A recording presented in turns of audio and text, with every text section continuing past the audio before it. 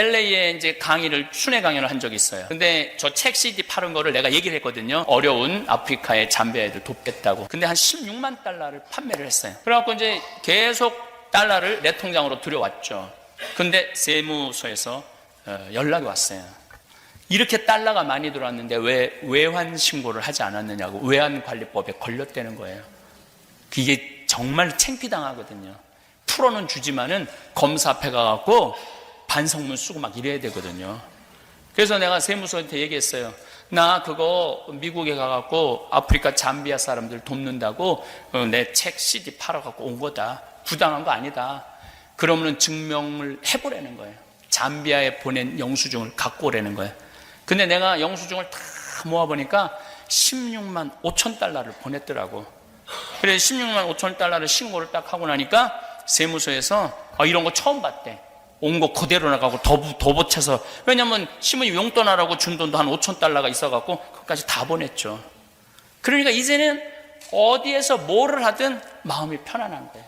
불혹, 의심이 없는 나이, 의구심이 없는 나이를 불혹이라고 그래요. 제가 40에 또 참 받은 선물 중에 하나는, 난 정말로 우리 직원이 40명인데 사무실 올라가면 사무실 직원도 너무 이쁘고, 주방 가면 주방 직원도 너무 이쁘고, 농장 가면 농장 직원도 너무 이쁘고, 청국팀에 가면 청국팀도 너무너무 이뻐. 40명이 다 이뻐요. 딱 생태마을에 올라가면 기분이 너무너무 좋아요. 근데 문제는 미워하는 인간은 하나도 없는데 마음에 안 드는 인간은 너무 많아. 근데 여러분들 주위에 모든 사람들이 여러분들 마음에 들어야 돼요? 그건 불가능해요. 어떻게 모든 사람이 나하고 마음에 들어? 그런 일은 없어요. 나하고 마음에 드는 사람은 10사람 중에 2-3명도 안 돼요. 2-3명 찾기 쉽지 않아요. 그런데 10명이 다 마음에 들어야 된다고. 또 성당 다니는 사람들은 마음에 안 들어도 주 예수의 이름으로 사랑해야 된다고. 힘들게 주 예수 이름으로 사랑해야 된다. 주 예수 이름으로 사랑해야. 막 고통을 끌어안고 사는 사람들 참 많아요. 여러분들, 제가 이렇게 40에 돼 보니까 궁합이라는 단어가 이해가 되더라고요. 사람은요, 궁합이 맞는 사람이 있어요. 궁합이 맞는 사람이 있어. 그럼 꼭 부부 문제만 아니야. 사람이 궁합이 맞는 사람이 있어요. 내가 이렇게 신부로 이렇게 봤을 때, 젊었을 때는 저 신부는 인격이 엉망인데도 그 신부 좋다고 따라다니는 교우들 보면은 이해가 안 됐어요. 저 신부 근데 보니까 궁합이 맞는 거야. 궁합이 맞으니까 서로 좋다고 그러는 거죠. 나는 내가 평창 생태마을을 꾸미면서 우리 할아버지 신부님 생태마을 내가 하겠다고 그러니까 30억을 들여서 생태마을을 꾸며준 신부님이 있어요. 근데 이 신부님이 2012년에 돌아가셨죠. 87세에 돌아가셨어요. 우리 아버지하고 같은 나이에 돌아가셨는데, 이 신부님이 정말로 무서웠어요. 얼마나 무서웠느냐면, 미사 때 딱 미사 시작 때 문 딱 잠 거예요. 다음 미사 오라고. 그럼 미사 중간에 무슨 일이 있어도 못 나가. 할머니들이 오줌을 말아서 나가려면 늙으면 죽어야 돼 막 그러고 그래. 신부님이 너무너무 무서웠어요. 그 신부는 애들이 미사 때 떠드는 걸 용납을 못했어요.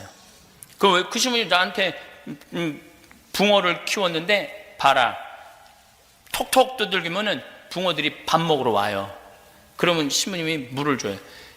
저기 막 밥을 줘요. 물고기도 훈련되면 되는데 왜 5살 되는 애가 훈련이 안 되냐? 이건 부모가 안 가르쳐서 그렇다.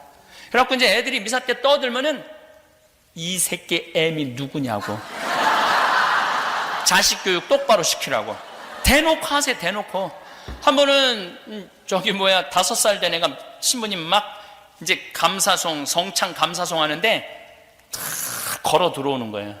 그럼 신부님 어떻게 그냥 가만히 있어 이러고. 그럼 온 교우들이 완전히 사색이 되는 거예요. 이제 또 신부님이 불호령이 떨어. 그래서 이 신부님 별명이 호랭이 신부님, 호랭이 신부님. 불호령이 떨어지겠구나. 탁 제대 거의 중간까지 왔는데 신부님이 딱 멈추더니 이 새끼 애미 누구냐고 나오라고. 근데 그 뒤에 유아실이 있었는데 그 엄마가 끝까지 나오지 않았어요. 그래서 결국은 미사 봉사자가 데리고 나갔어요. 예. 그래서 그것만 1년 동안 엄마이기를 포기한, 예, 엄마로 아주 유명한 엄마가 됐죠. 그렇게 무서워서 신부님이. 근데 나는 그 신부님 보좌 신부를 하는데 너무 편안하더라고요. 신부님과 같이 있으면 시간 가는지 모르고 너무너무 좋아. 또 내가 또 방법을 많이 신부님이 5분 이상 화를 못 내세요. 그래갖고 이제 내 보좌 신부방이 5층이고 신부님 식당은 1층이고 신부님방 1층인데 5층에서 내려오다 보면 소리 지르는 소리가 들려요. 벌써 누군가 걸려갖고 혼나는 거지. 그럼 나는 이렇게 내려오다가 3층에 이렇게 새는 데가 있어요. 그러면 이렇게 새갖고 눈에 띄면 나까지 싸잡아서 너는 뭔데 이러니까. 근데 하여튼 이 신부님 나하고 궁합이 너무너무 잘 맞았어요. 은퇴하시고 제가 10년을 모시고 살았어요. 근데 한 번도 다툼이 없었어요. 한 번도. 너무너무 행복하게. 그래서 우리 수원교구의 모든 어른 신부님들, 주교님들, 젊은 신부들이 어떻게 저렇게 둘이 아버지 아들 같이 저렇게 오랜 시간 동안 변함없이. 근데 신부님이 이제 2012년 2월 2일 날 입원하셔서 5월 17일 날 돌아가셨는데, 입원하셔갖고 목에 구멍을 뚫으셨어요. 그래서 내가 목에 구멍 뚫지 말라는 거예요. 너무너무 힘들어하는 거예요. 목에 뭐가 걸리면은. 근데 이제 돌아가실 만하면은 살아나고, 돌아가실 만하면 살아. 나는 강의는 너무너무 사순 특강 다니고 너무너무 바쁜데. 그래서 이제 뭐 주일날 저녁인지 월요일날 저녁인지 돌아가시기 한 3일 전에 돌아가신다고 그랬고 주교님들 다 오고 교구청 다 오고 신부들 다 와서 인사를 하는데 안 돌아가시는 거예요. 밤 12시가 됐는데. 근데 다 간다면서 나보러 한다는 소리가 네가 지켜. 난 내일 강의 있는데. 자기네들은 10분 정도만 되면 집에 가는데 난 3시간 운전하고 평창 들어가야 되는데 새벽 3시까지 기다리는데도 안 돌아가시더라고요. 그래서 내 신부님 내가 오늘 강의가 있어서 갔다 올 테니까 그 전에 돌아가시면 안 된다고. 그래갖고 이틀을 이제 강의를 하는데 너무너무 느낌이 이상한 거예요. 그래서 오늘은 안 되겠다. 그래서 보좌 신부한테 네가 다 해라 프로그램. 그리고 이제 수원으로 왔죠. 와갖고 이틀 동안 혼수 상태에 계셨는데 제가 지인들도 다 오라고 그랬어요. 벌써 다 20명 정도 와 있더라고요. 신부님 귀에다 대고 이렇게 얘기했어요. 신부님 이제 가셔라. 이제 가셔야지 신부님도 편안하고 나도 편안하고 옆에 있는 사람들도 편안하고 그러지 않느냐. 그렇게 이제 혼수 상태에 계신 신부님 귀에 그렇게 속삭였는데 신부님 눈을 딱 뜨는 거예요. 내가 죽으라고 그랬는데 눈을 딱 뜬 거야. 얼마나 놀랬는지. 그 교우들이 그러는 거야. 저거 보라고. 저 수많은 신부들이 와서 신부님 눈 한번 뜨라고 그래도 눈 안 뜨더니 저 사랑하는 신부가 오니까 눈 뜨는 거 보라고. 그래서 내가 신부님한테 말씀드렸어요. 신부님 평생 저 바람막이 대주시고 제 아버지같이 이렇게 돌봐주셔서 너무너무 감사하다고. 이제 하느님 품으로 가실 때 됐다고. 이제 여기 다 눈 마주치고 다 바라고. 평생 신부님 따라다니던 지인들 아니냐고 다 눈을 마주치시더라고. 내가 손을 꼭 잡고 신부님 이제 편안하게 가시라고. 근데 딱 눈을 감으시는 거예요. 그러니까 마지막까지 내 품에서 돌아가신 거예요. 궁합이 기가 막히게 맞은 사이죠. 그렇게 궁합 맞기가 쉽지가 않거든요.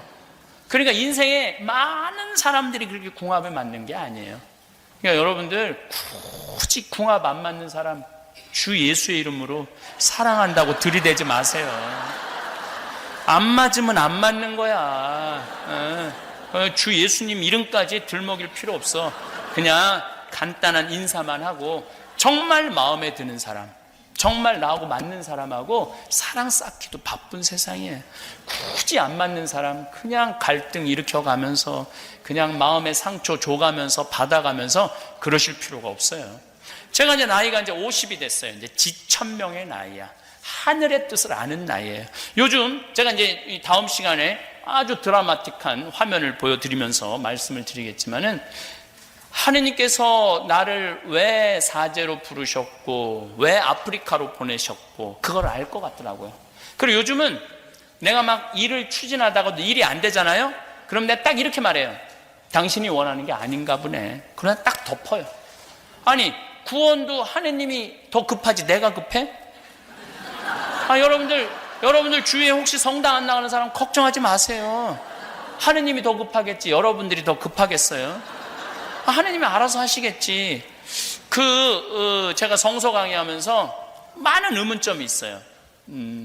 우리 가톨릭이 지금 13억이고 이슬람이 17억이에요. 17억. 물론 그리스도교 통틀어서는 25억이지만은, 그리고 유대인들은 정작 예수님을 믿지 않아요.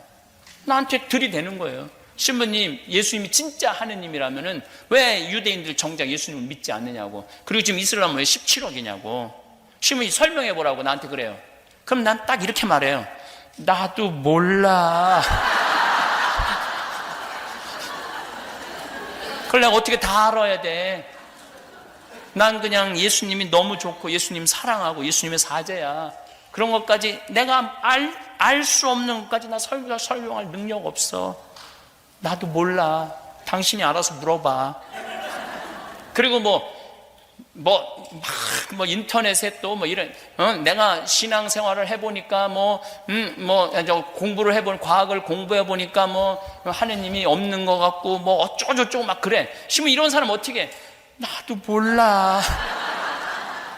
자기 인생 자기가 알아서 하는 거지. 내가 그 인생까지 걱정해야 돼? 그리고 하느님이 알아서 하시겠지. 나중에 알아서 계산하시겠지. 마음이 참 편안해졌어요. 한 번은 내가 간호대학 짓는다고 나는 2억을 내놓을 테니까 1,000만 원씩 30명만 나한테 좀 보내달라고 내가 한국에서 평화방송에 강의를 했어요. 2월 달에 강의했는데 4월 마지막 주에 우리 국장한테 물어봤어요. 돈 얼마 들어왔냐? 근데 2억 8천이 들어왔다는 거예요. 2억 8천. 그냥 난 모금을 안 다녀요, 나는. 하느님이 필요하면 보내주겠지. 안 보내면 나도 안 할 건데. 급한 건 하느님이지 내가 급한 게 아니거든. 그 2억 8천이 2달 만에 2억 8천 들으면 대단한 일이잖아요. 근데 나는 기도를 어떻게 했느냐면은, 하느님, 왜 2천만 원이 비냐고. 아니, 내가 2억 내놨으면 당신 3억 내놔야 될 거 아니냐고. 왜 2천만 원이 비느냐고. 오후 3시에 그렇게 기도하고 4시 강의에 교우들한테 얘기를 했어요. 나 오늘 이렇게 기도했다. 근데 저녁 8시에 할머니 한 분이 전화를 했어. 그것도 개신교 다니는 할머니가. 개신교 다니는 할머니가 전화를 했는데, 신부님, 기도 중에 하나님께서 황창현 신부님 돈 필요하다고 2천만 원 보내라고 그래서 보냈다는 거예요. 이게 웃을 일이 아니라 무서운 일이에요. 얼마나 내가 무서웠는지 몰라요. 내가 반장난식으로 하느님 왜 2천만 원이 비느냐고 그랬는데, 그날 저녁에 2천만 원을 보내준 거예요. 얼마나. 그래서 하느님의 섭리라는 게 우리가 믿어야 돼. 저는 잠비아 일을 하면서도 막히는 일들이 너무 많아요. 근데 내가 하느님한테 이렇게 기도해. 나는 심부름은 내가 정말로 열심히 할 자신이 있다. 내 목숨을 걸어서도 할 수 있다. 그렇지만 안 되는 부분은 당신이 알아서 해라. 내가 안 되는 부분은 당신이 알아서 해야지. 내가 그것까지 억지로 하냐.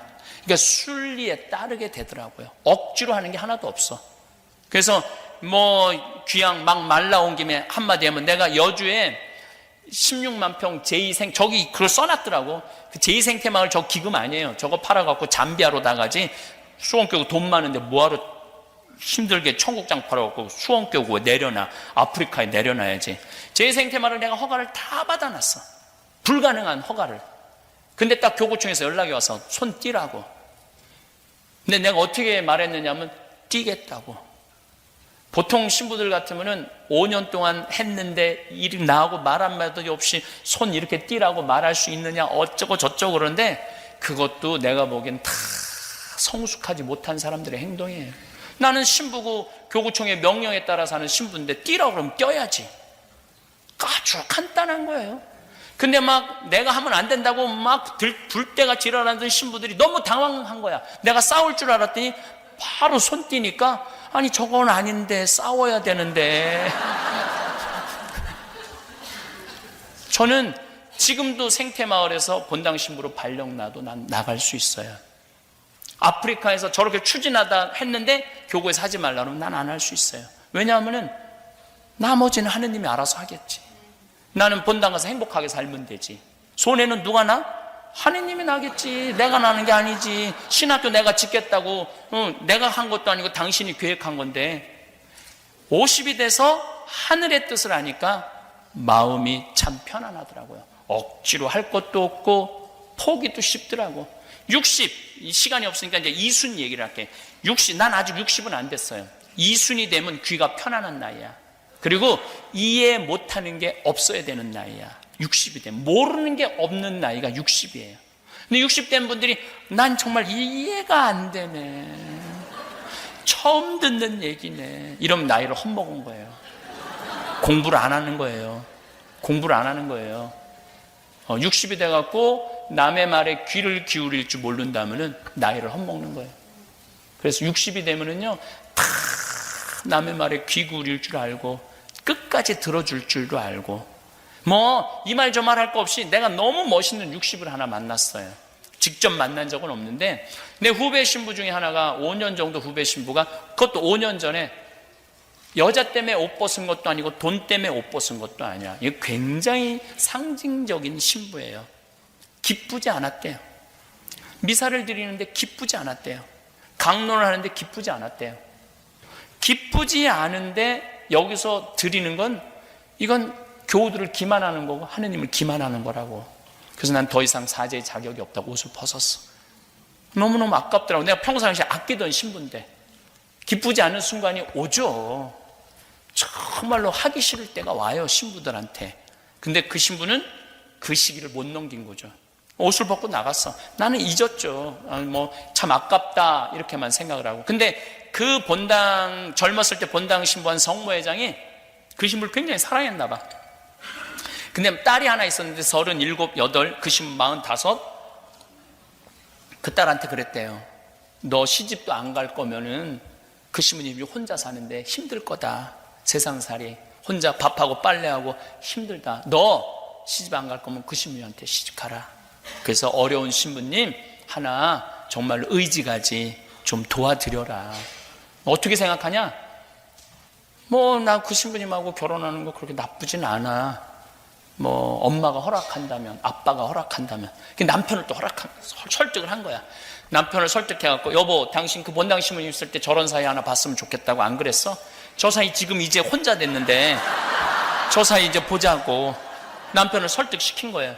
그래갖고 그 다음에 신부님한테 찾아가서, 신부님 내 딸 얼굴도 예쁘고 돈도 벌고 괜찮다. 그러니까 신부님 혼자 외롭게 살지 말고 내 딸이랑 결혼해라. 설득을 해갖고 결혼을 시킨 거야. 그래갖고 뭐 2년 전 3월 25일 날 본당 상임위원들 다 몇몇 해갖고 결혼을 시켰다는 거예요. 내 말이 나이를 먹으려면 그렇게 먹으라는 거예요. 신부님이 어떤 여자하고 바람났다고 뒤에서 뒷담화하고 욕하고 그러지 말고, 신부님 그렇게 중간에 사제가 나가면 얼마나 힘들겠어. 사제로 편안하게 살다가 그러면은 돈 모아갖고 가서 신부님 용돈 좀 하라고 그러고 그래야지. 내가 한국이나 미국에 있는 교회를 보면은 계속 욕하고 세상에 그럴 줄 몰랐다고. 그래요, 세상은. 왜 그럴 줄 몰라? 사람은 실수할 수도 있고 잘못할 수도 있고 무너질 수도 있는 거죠. 근데 그 사제가 새로운 삶으로, 행복한 삶으로 살 수 있도록 걱정해주고 기도해줘야 되는데 우리는 은근히 즐겨요. 은근히. 그래서는 안 된다는 거예요. 나이를 먹으려면은 그 성모회장 같이 자기 딸을 내줄 수 있는 정도로 나이를 먹어야 된다는 거야. 나이를 먹으려면. 그런 넉넉함. 70이 되면 불유구의 나이라고 그래요. 종심소욕 불유구라고 그래요. 무슨 얘기냐면 내가 마음 먹은 대로 하는 행동이 법에 어긋남이 없어야 돼. 이거 천주교식으로 말하면 70 넘은 할머니들 하는 행동이 곧 하느님이 하는 행동하고 똑같아야 돼. 근데 이상하게 나이를 먹으면요 더 이기적이 되고 자기만 알고 고집만 늘어나는 경우가 참 많아요. 여기는 안 그러겠지만 한국에 보면은 막 잔치집에 가면 막 70 넘은 할머니들 보면은 막 부친 게 맛있다고 꼬쟁이에 싸갖고 막 하나라도 더 가져가려고 그러고. 이때부터는 이런 말을 할 수 있는, 늙으려면 곱게 늙어라. 곱게 늙어야 돼. 내가 알고 있는 할머니 한 분은 대그룹 회장님, 부회장님 할머니예요. 그 할아버지는 돌아가셨죠. 이 할머니는 돈을 겨울에 5만 원을 손에 딱 말고 성당을 나간대요. 그래갖고 그 폐지 줍는 할머니들을 만나면은 손을 콕 잡고 이 추운데 이거 갖고 목욕하고 설렁탕 먹으라고, 그리고 5만 원 꼭 줘준대요. 성당에서도 이렇게 그 성당 굉장히 서울의 큰 성당인데 밤새 경비 쓰는 아저씨들 있잖아요. 그러면은 꼭 5만 원을 말아서 이거 오늘 퇴근하는 길에 아침에 추운데, 아주 추운 날은 그렇게 한대. 그리고 성당에 뭐 연령 애들 가면 돈 100만 원 봉투 그동안 많은 분들 기도해서, 그러니까 쓸 줄 아는 거지.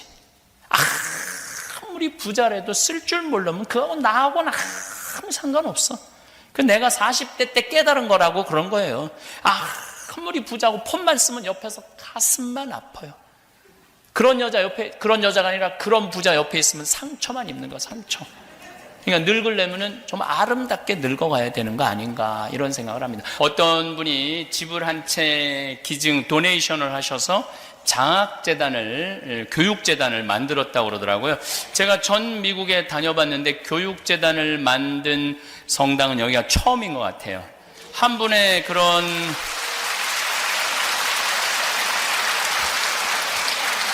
그런 도네이션이 내가 보니까 기적의 시작인 것 같아요. 그래서 여기 신부님 하시는 일 중에 제가 정말로 꼭 원했던 일을 하고 있더라고요. 정화상 성인하고 김대건 신부님 성인전을 영어로 번역해갖고 우리 1.5세대나 2세대 같은 경우는 사실은 우리 김대건 신부님이 얼마나 훌륭한지, 정화상 성인이 얼마나 훌륭한지 모르잖아요.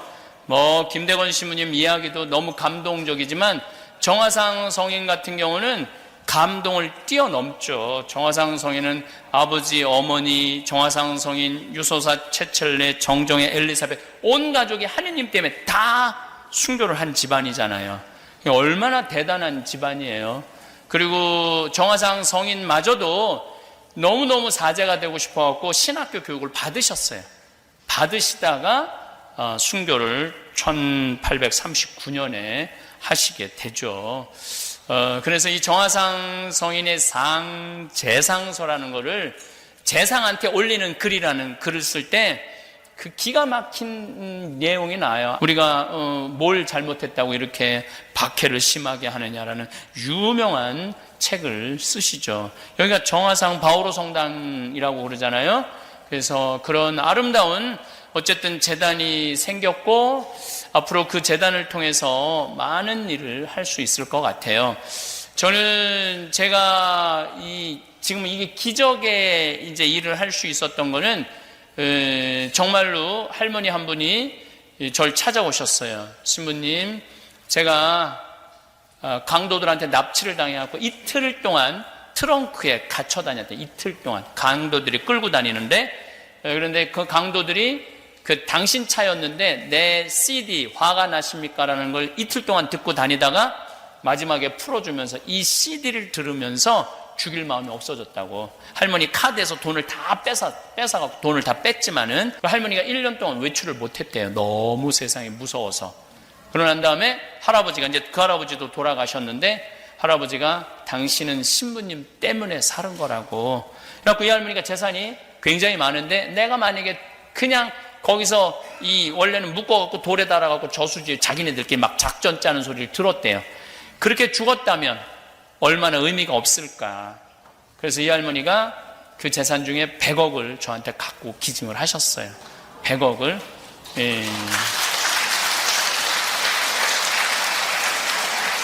그리고 1년 후에 100억을 더 갖고 오셨어요. 1년 후에 100억을.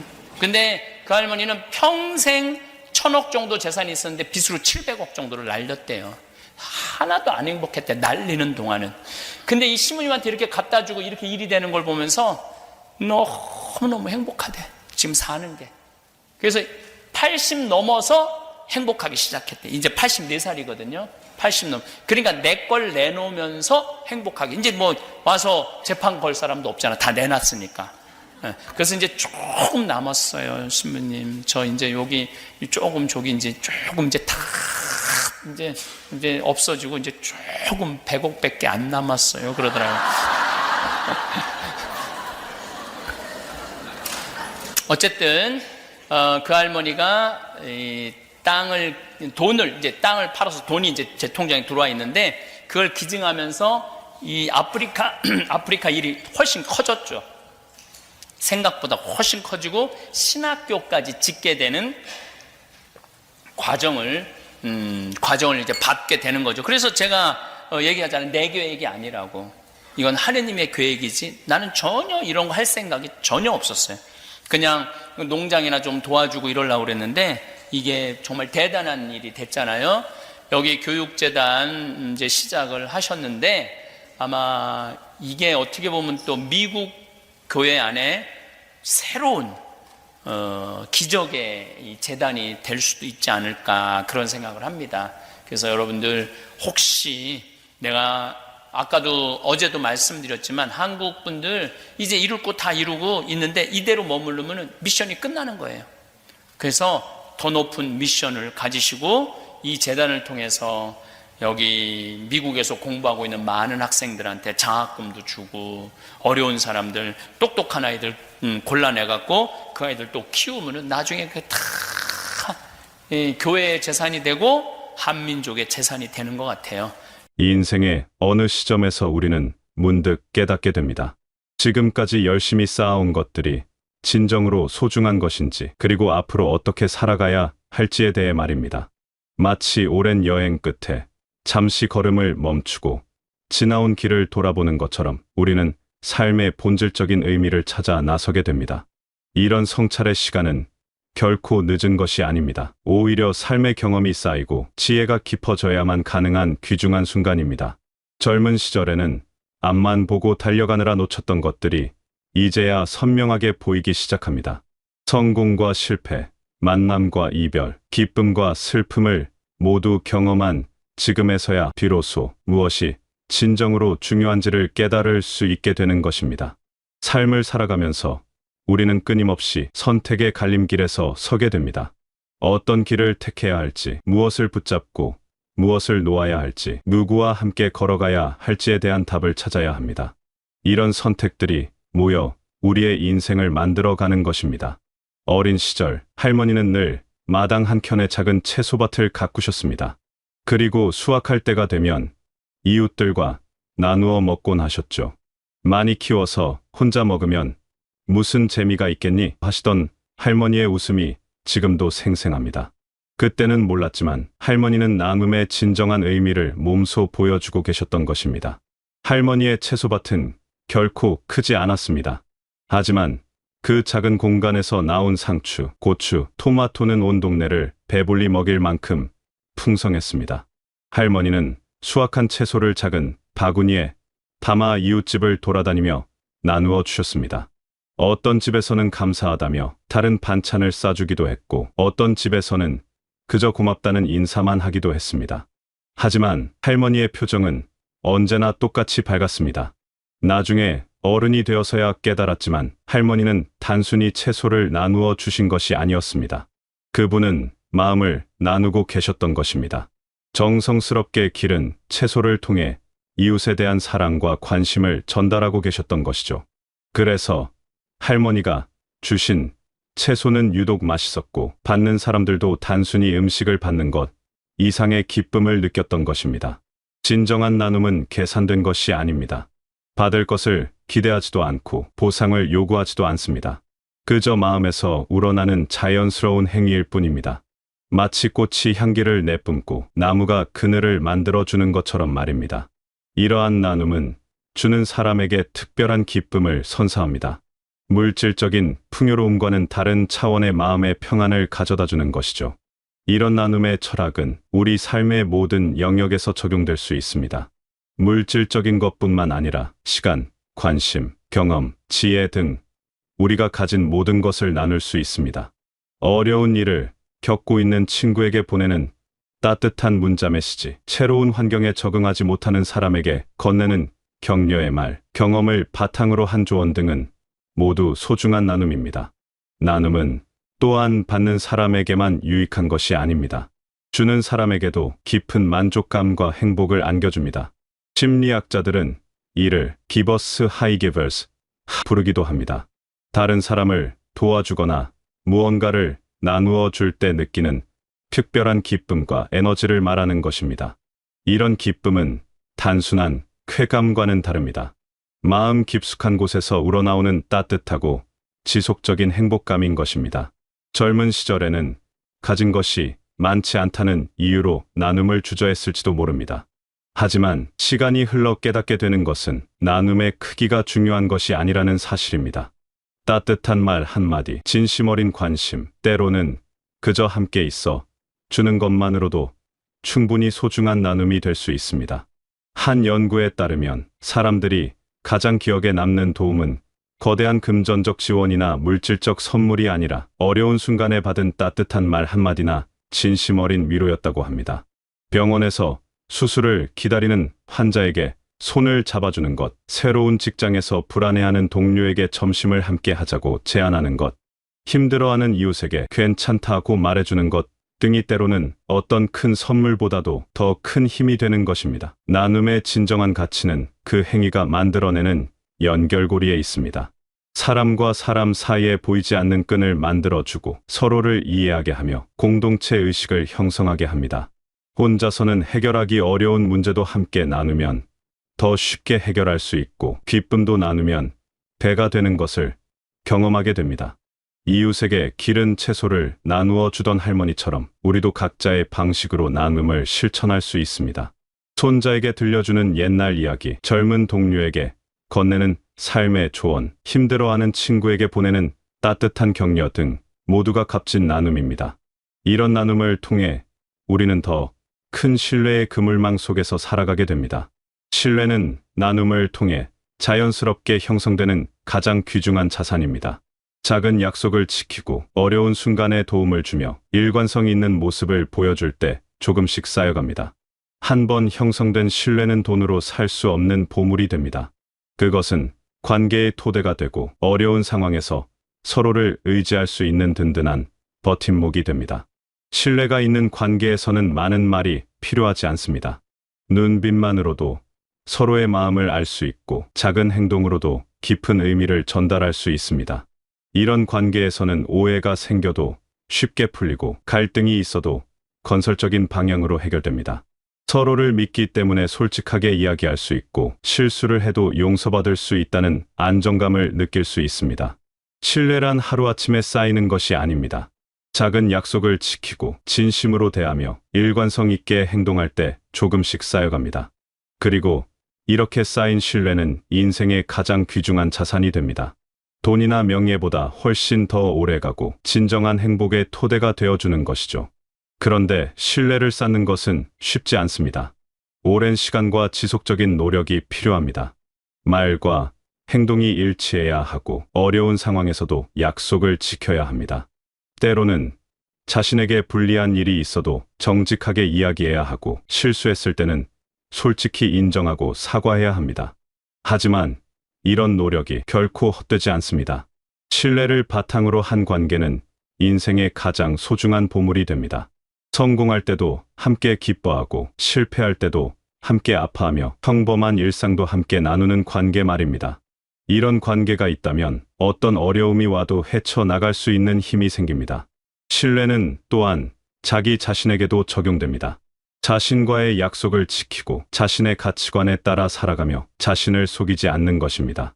이런 자기 신뢰가 있어야 다른 사람도 진정으로 신뢰할 수 있고 다른 사람들도 우리를 신뢰할 수 있게 됩니다. 사람들과의 관계에서도 나이가 들수록 깨닫게 되는 지혜가 있습니다. 젊은 시절에는 모든 사람에게 좋은 인상을 주려고 애썼을지도 모릅니다.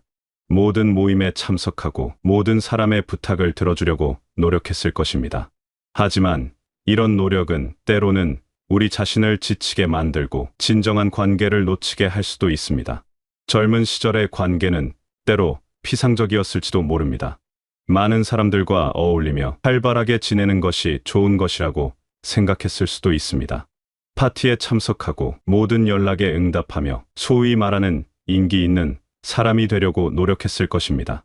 하지만 이런 관계들이 정말로 우리에게 깊은 만족을 주었는지 돌이켜보면 의문이 들 때가 있습니다.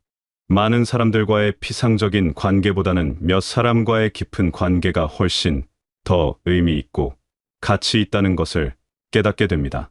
수십 명의 지인보다는 진정으로 마음을 나눌 수 있는 몇 명의 친구가 훨씬 소중한 것입니다. 이런 관계에서는 가식이 필요 없습니다. 있는 그대로의 모습을 보여주어도 받아들여지고 약점을 드러내어도 함께 극복해 나갈 수 있습니다. 이 인생의 어느 시점에서 우리는 깨닫게 됩니다.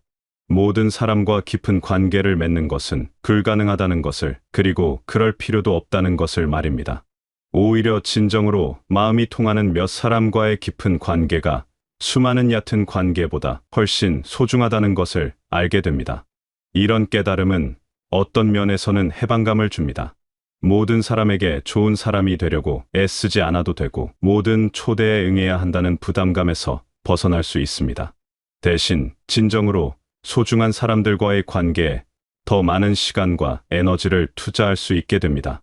진정한 관계는 억지로 만들어지는 것이 아닙니다. 마치 강물이 자연스럽게 흘러 바다에 이르듯 진정한 인연은 자연스럽게 만들어지고 깊어집니다. 같은 가치를 공유하고 서로를 이해하며 편안함을 느끼는 관계 말입니다. 이런 관계에서는 많은 말이 필요하지 않습니다. 함께 있는 것만으로도 충분하고 침묵조차 편안합니다. 좋은 관계란 억지로 만들어지는 것이 아닙니다. 마치 강물이 자연스럽게 흘러 바다에 이르듯 진정한 인연은 자연스럽게 만들어지고 깊어집니다. 같은 가치를 공유하고 서로를 이해하며 편안함을 느끼는 관계 말입니다. 관계의 질은 양으로 측정할 수 없습니다. 수백 명의 SNS 친구보다는 진정으로 마음을 나눌 수 있는 한 명의 친구가 훨씬 더 가치 있습니다. 어려운 일이 생겼을 때 진심으로 걱정해주고 기쁜 일이 있을 때 함께 기뻐해주며 평범한 일상도 함께 나누고 싶은 사람들이 바로 진정한 관계입니다. 이런 관계에서는 가식이 필요 없습니다. 있는 그대로의 모습을 보여주어도 받아들여지고 약점을 드러내어도 함께 극복해 나갈 수 있습니다. 성공을 함께 기뻐하고 실패를 함께 아파하며 평범한 일상도 함께 나누는 것이 가능합니다. 이런 관계에서는 서로의 다름을 인정하고 존중합니다. 완전히 같은 사람은 없기 때문에 의견이 다를 수 있고 생각이 다를 수 있습니다. 하지만 이런 차이점들이 관계를 깨뜨리지 않습니다. 오히려 서로를 더 풍요롭게 만들어주는 요소가 됩니다. 다른 관점을 통해 세상을 더 넓게 볼 수 있고 다른 경험을 통해 더 많은 것을 배울 수 있습니다. 진정한 관계는 또한 시간의 흐름을 견딜 수 있는 관계입니다. 일시적인 감정이나 상황에 좌우되지 않고 오랜 시간에 걸쳐 서서히 깊어지는 관계입니다. 어려운 시기를 함께 겪으면서 더욱 단단해지고 기쁜 순간을 함께 나누면서 더욱 특별해지는 관계입니다. 이런 소중한 관계를 유지하는 것은 꽃밭을 가꾸는 것과 같습니다. 꾸준한 관심과 사랑이 필요합니다. 정기적인 안부, 진심 어린 대화, 함께하는 시간 등이 관계를 더욱 깊고 아름답게 만들어줍니다. 바쁘다는 핑계로 소홀히 하면 관계도 시들어갑니다. 하지만 꾸준히 관심을 갖고 돌보면 시간이 지날수록 더욱 아름다운 관계로 성장해 갑니다. 시간 등이 관계를 더욱 깊고 아름답게 만들어줍니다. 때로는 오해가 생기거나 갈등이 있을 수도 있습니다. 하지만 진정한 관계라면 이런 어려움도 함께 극복해 나갈 수 있습니다. 서로의 다름을 인정하고 이해하려고 노력하며 용서하는 마음을 갖는 것이 중요합니다. 갈등이 생겼을 때 가장 중요한 것은 문제를 회피하지 않는 것입니다. 불편한 감정이나 의견 차이를 덮어두고 넘어가려고 하면 관계에 금이 가기 시작합니다. 대신 솔직하게 대화하고 서로의 입장을 이해하려고 노력하며 함께 해결책을 찾아가는 것이 필요합니다. 이런 과정에서 관계는 더욱 단단해집니다. 어려움을 함께 겪고 극복한 관계는 그 어떤 것보다도 견고하고 깊어집니다. 서로를 더 잘 이해하게 되고 더 큰 신뢰를 갖게 되며 더 깊은 사랑을 나누게 됩니다. 관계에서 가장 아름다운 순간은 아무 말 없이도 서로의 마음을 알 수 있는 순간입니다. 긴 설명이나 변명이 필요 없이 눈빛만으로도 위로가 되고 작은 몸짓만으로도 사랑이 전해지는 순간입니다. 이런 순간들이 쌓여 진정한 관계의 깊이를 만들어 갑니다. 이 인생을 살아가면서 우리는 많은 것을 붙잡고 살아갑니다. 성공에 대한 욕심, 인정받고 싶은 마음, 모든 것을 통제하고 싶은 욕구 등이 그것입니다. 하지만 나이가 들어가면서 서서히 깨닫게 되는 것은 모든 것을 내 뜻대로 할 수는 없다는 사실입니다. 젊은 시절에는 모든 것을 계획하고 예측할 수 있다고 생각했을지도 모릅니다. 열심히 노력하면 원하는 결과를 얻을 수 있고 충분히 준비하면 실패하지 않을 수 있다고 믿었을 것입니다. 하지만 살아가면서 우리는 예상치 못한 상황들을 많이 경험하게 됩니다. 아무리 계획을 세워도 뜻대로 되지 않는 일들, 최선을 다해도 원하는 결과를 얻지 못하는 상황들을 겪게 됩니다. 이런 경험들은 처음에는 좌절감을 안겨줄 수 있습니다. 내가 부족해서, 내가 준비를 덜해서, 내가 노력을 덜해서 그런 것이라고 자책할 수도 있습니다. 하지만 시간이 지나면서 깨닫게 되는 것은 인생에는 우리가 통제할 수 있는 부분과 통제할 수 없는 부분이 있다는 것입니다. 자연을 보면 이런 순리를 쉽게 이해할 수 있습니다. 봄이 오면 꽃이 피고, 여름이 되면 무성해지며, 가을이 되면 열매를 맺고, 겨울이 되면 잠들어 갑니다. 이 모든 과정에서 자연은 억지로 무언가를 만들어내려고 하지 않습니다. 그저 순리에 따라 자연스럽게 흘러갈 뿐입니다. 나무는 빨리 자라려고 억지로 애쓰지 않습니다. 햇빛과 물, 그리고 시간이 주어지면 자연스럽게 성장합니다. 꽃은 더 아름답게 피려고 무리하지 않습니다. 제때가 되면 자연스럽게 아름다운 꽃을 피워냅니다. 이런 자연의 모습에서 우리는 큰 지혜를 얻을 수 있습니다. 우리의 삶도 마찬가지입니다. 모든 것을 계획하고 통제하려고 애쓰기보다는 때로는 흐름에 맡기고 순리에 따르는 지혜가 필요합니다. 이것이 포기나 체념을 의미하는 것은 아닙니다. 최선을 다하되 결과에 대해서는 너무 집착하지 않는 것입니다. 내려놓음의 지혜는 여러 단계로 이루어집니다. 먼저 자신이 통제할 수 있는 것과 통제할 수 없는 것을 구분하는 것입니다. 내가 할 수 있는 일은 최선을 다해 하되 결과는 여러 요인에 의해 결정된다는 것을 인정하는 것입니다. 날씨, 다른 사람의 선택, 예상치 못한 상황들은 내가 통제할 수 없는 영역입니다. 두 번째는 완벽함에 대한 집착을 버리는 것입니다. 젊은 시절에는 모든 것을 완벽하게 하려고 했을지도 모릅니다. 실수를 용납하지 않고 모든 상황을 예측하고 대비하려고 했을 것입니다. 하지만 완벽함은 현실에서는 불가능합니다. 오히려 완벽함을 추구하다 보면 스트레스만 늘어나고 정작 중요한 것들을 놓칠 수 있습니다. 세 번째는 실수와 실패를 받아들이는 것입니다. 실수는 인간이라면 누구나 하는 자연스러운 일입니다. 완벽한 사람은 없고 모든 일이 계획대로 되는 것도 아닙니다.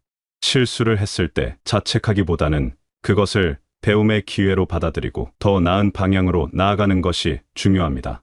젊은 시절에는 모든 것을 완벽하게 하려고 했을지도 모릅니다. 실수를 용납하지 않고 모든 상황을 예측하고 대비하려고 했을 것입니다. 하지만 경험이 쌓이면서 깨닫게 되는 것은 완벽함보다는 유연함이 때로는 더 중요하다는 것입니다. 유연함이란 상황에 따라 적절히 대응할 수 있는 능력을 말합니다. 계획이 틀어졌을 때 새로운 방향을 찾을 수 있고 예상치 못한 상황이 생겼을 때 당황하지 않고 대처할 수 있는 능력입니다. 이런 유연함은 삶을 훨씬 더 풍요롭고 흥미롭게 만들어줍니다. 내려놓음이라는 것은 무기력해지는 것이 아닙니다. 오히려 진정한 자유를 얻는 과정입니다. 남들의 시선에 얽매이지 않고 과거의 후회나 미래의 걱정에 사로잡히지 않으며 현재의 순간을 온전히 누리는 것입니다. 현재에 집중한다는 것은 지금 이 순간의 소중함을 깨닫는 것입니다. 과거는 이미 지나갔고 미래는 아직 오지 않았습니다. 우리가 실제로 살아가는 것은 바로 지금 이 순간입니다. 이 순간의 아름다움과 의미를 놓치지 않고 온전히 경험하는 것이야말로 진정한 삶의 지혜입니다. 이런 내려놓음의 지혜는 마음의 평화를 가져다 줍니다. 끊임없는 경쟁과 비교에서 벗어나 자신만의 속도로 살아갈 수 있게 됩니다. 다른 사람의 성공을 질투하기보다는 축하해 줄 수 있고 자신의 실패를 자책하기보다는 배움의 기회로 받아들일 수 있습니다.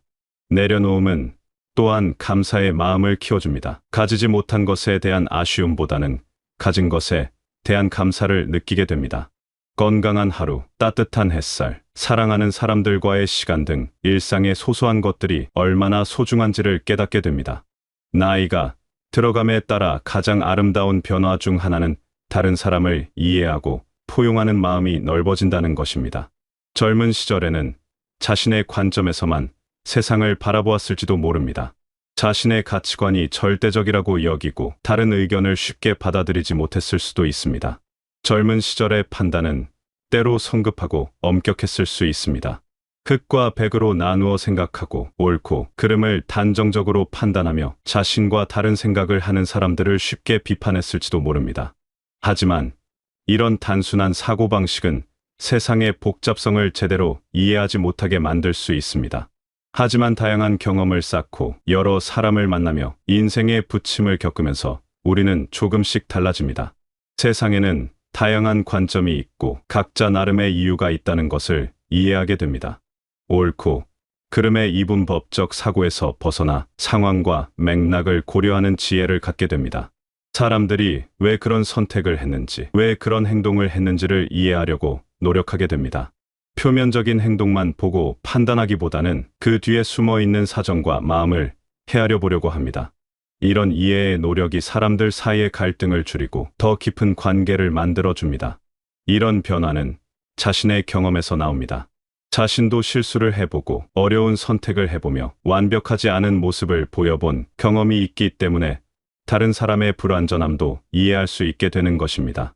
판단하기보다는 공감하고 비판하기보다는 격려하며 배척하기보다는 포용하는 마음을 갖게 됩니다. 어린 아이가 실수를 했을 때 젊은 부모는 화를 내거나 즉시 고치려고 할 수 있습니다. 하지만 할머니나 할아버지는 다릅니다.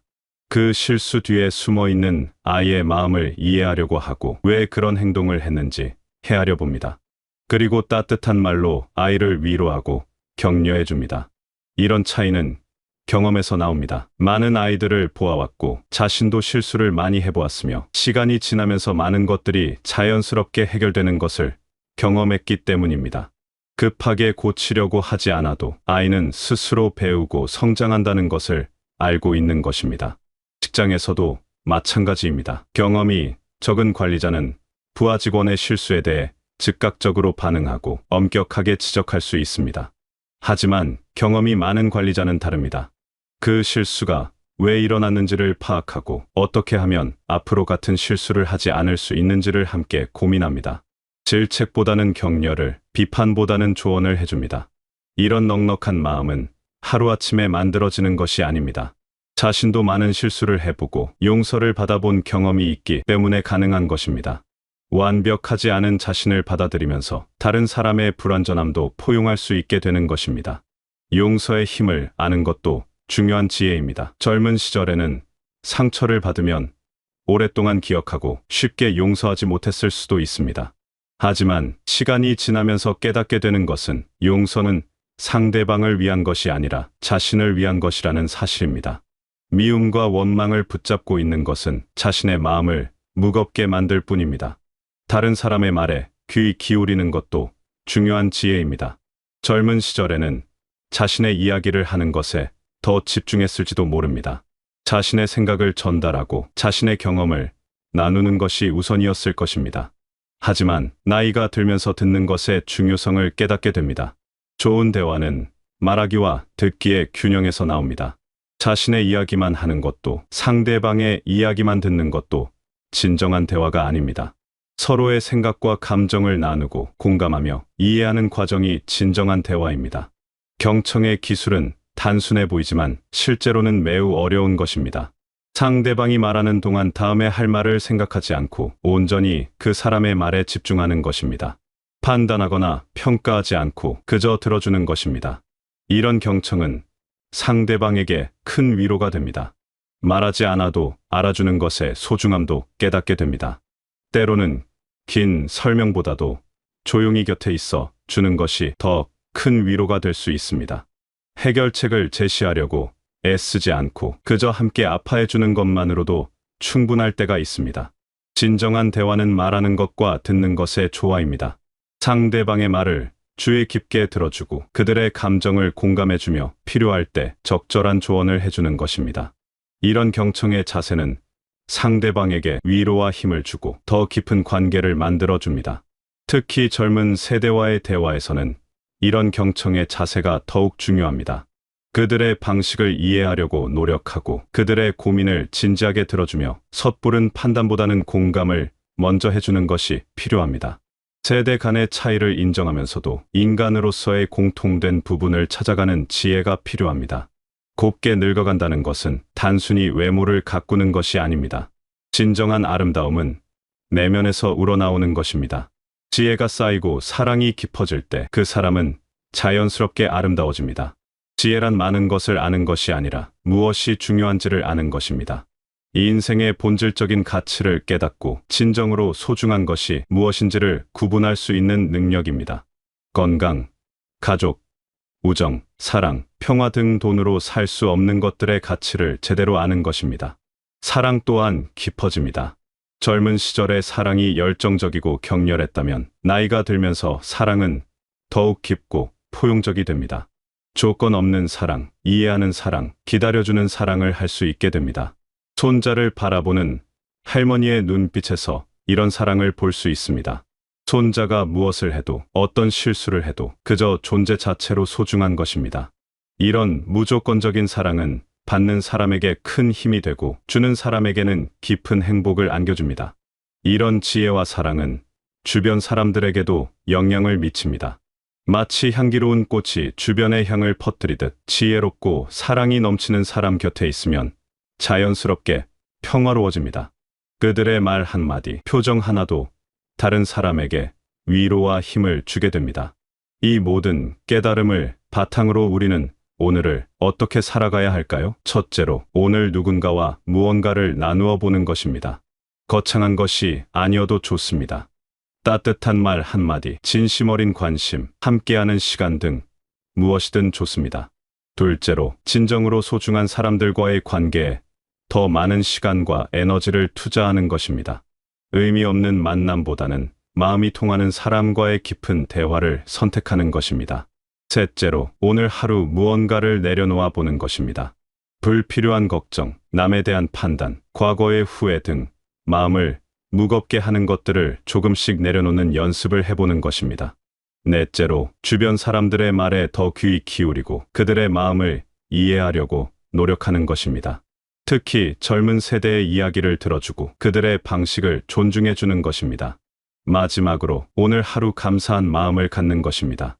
건강하게 하루를 시작할 수 있음에, 사랑하는 사람들과 함께할 수 있음에, 아직도 배우고 성장할 수 있음에 감사하는 것입니다. 삶은 마치 정원과 같습니다. 오랜 시간 정성스럽게 가꾸어야 아름다운 열매를 맺을 수 있습니다. 나눔의 씨앗을 심고 관계의 나무를 키우며 내려놓음의 지혜로 잡초를 제거하고 이해와 포용의 물을 주어야 합니다. 그렇게 가꾸어진 마음의 정원에서 우리는 진정한 평화와 행복을 발견할 수 있습니다. 그리고 그 아름다움은 우리 자신뿐만 아니라 주변의 모든 사람들에게도 기쁨과 위로를 선사할 것입니다. 이 인생의 어느 시점에서든 이런 마음의 정원을 가꾸기 시작하는 것은 결코 늦지 않습니다. 오늘부터, 지금부터 시작해도 충분합니다. 작은 변화부터 시작하여 조금씩 가꾸어 나가다 보면 어느새 우리의 마음은 아름다운 정원으로 변해 있을 것입니다.